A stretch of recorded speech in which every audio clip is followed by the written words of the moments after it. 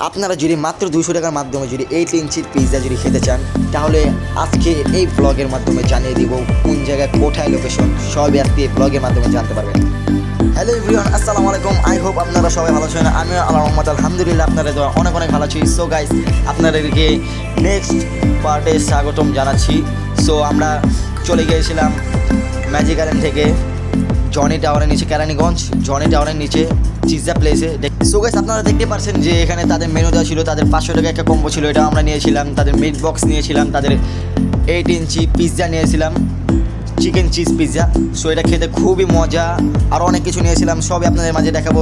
দেখতেই পাচ্ছেন কত সুন্দর সুন্দর ছবি, এই জায়গায় কত রেস্টুরেন্ট অনেকই সুন্দর। সো এই জায়গায় আপনারা যাবেন, খুবই সুন্দর। চলেন এখন কী কী খাবার অর্ডার দিয়েছি সবই আপনাদের মাঝে দেখাবো। ফার্স্টে আমরা অর্ডার দিয়েছিলাম মিট বক্স এবং 400 টাকা কম্বো, খুবই সুস্বাদু।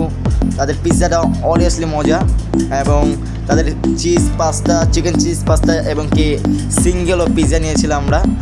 আর মোজো নিয়েছিলাম, এটা মাত্র 50 টাকা করে, খুবই কম দাম লাগছে আমার কাছে, খেতেও খুবই মজা। আর এটা হলো লেমন ড্রিঙ্ক, এটা খুবই বাজে লাগছে। আর ওখানকার কোল্ড কফি খুবই মজা, 100 টাকা দামে বেশি হলো, বাট ওনাদের কোল্ড কফি খুবই মজা। আপনারা অবশ্যই যাবেন, খুবই মজা এদের খাবার এবং খুবই কম দাম এদের খাবারের দাম। সো গাইজ, এই ব্লগটা এই পর্যন্ত রাখছি, আবার নতুন কোনো ব্লগে দেখা হবে। আর হ্যাঁ গাইজ, ব্লগে যদি কোনো ভুল টুল সমস্যা করে থাকি আমি, সো আপনারা সবাই ক্ষমা দৃষ্টিতে দেখবেন। সো আজকের মতো বিদায় নিচ্ছি, আবার নেক্সট কোনো ব্লগে দেখা হবে। আল্লাহ হাফেজ।